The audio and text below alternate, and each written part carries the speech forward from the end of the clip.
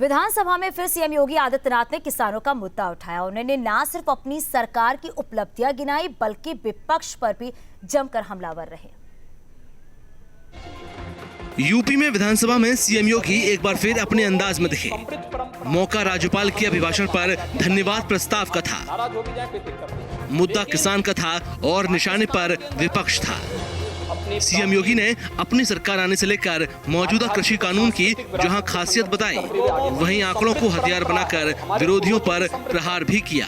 ये तो आंकड़े हैं, हर व्यक्ति के लिए उपलब्ध है, पब्लिक डोमेन में है, आप इसको ले सकते हैं। कहां पर क्या कार्य हुआ है? हमने किसान के बीच में भेद नहीं किया, हमने फिरकों में नहीं बांटा,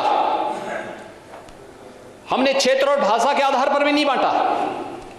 किसान किसान है, वो कहीं का भी हो, पूरे देश के अंदर लागू कर दिया।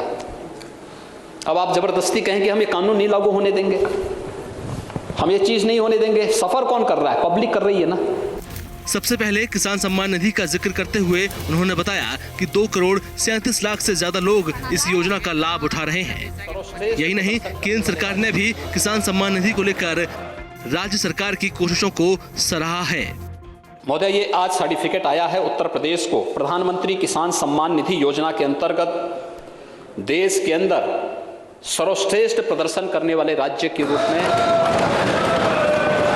आज भारत सरकार ने किया। आज आदरणीय प्रधानमंत्री जी ने गोरखपुर से प्रधानमंत्री किसान सम्मान निधि को लॉन्च किया था और आज 2 वर्ष में उत्तर प्रदेश ने देश के अंदर सर्वश्रेष्ठ प्रदर्शन इसका किया है। उत्तर प्रदेश के अंदर 2 करोड़ 37 लाख से अधिक किसान इस योजना का लाभार्थी है।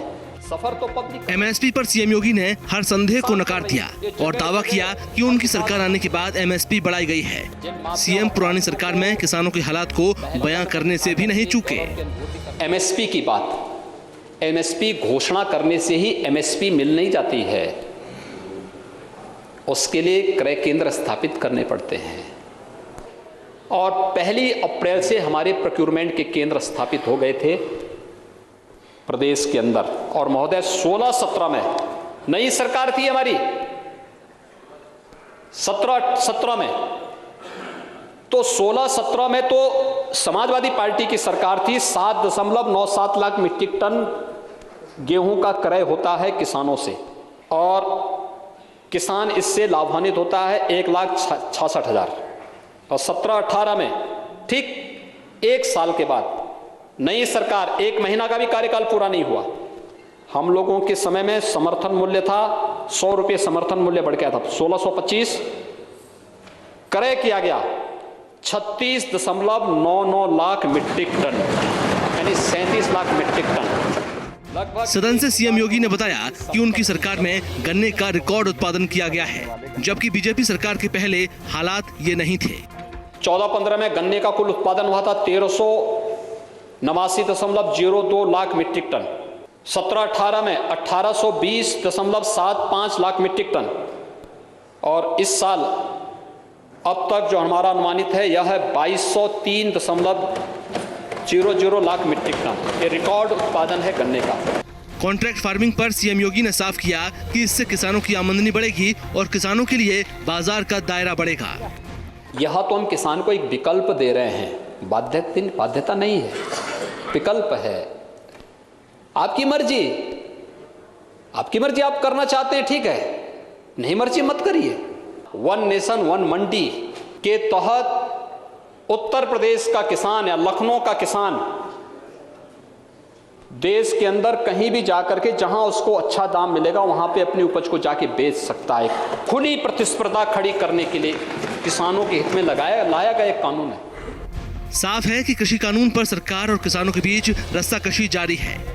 ऐसे में सीएम योगी ने अपनी सरकार की उपलब्धियां बताकर अन्नदाता के आक्रोश को कम करने की कोशिश की है। Team news state. PM Modi की संसदीय क्षेत्र वाराणसी के लोगों के लिए अच्छी खबर है। वाराणसी के लाल बहादुर शास्त्री अंतर्राष्ट्रीय एयरपोर्ट को पूरे देश में पहला स्थान मिला है और इस बात की जानकारी एयरपोर्ट डायरेक्टर ने दी है। एयरपोर्ट अथॉरिटी ऑफ इंडिया ने लाल बहादुर शास्त्री अंतर्राष्ट्रीय एयरपोर्ट को एयरपोर्ट सर्विस क्वालिटी के वार्षिक सर्वेक्षण में पहली रैंक हासिल हुई है। हमारा airport ACI airport council international एक इंटरनेशनल संस्था है, उनके द्वारा एक सर्वे होता है पूरे वर्ल्ड में।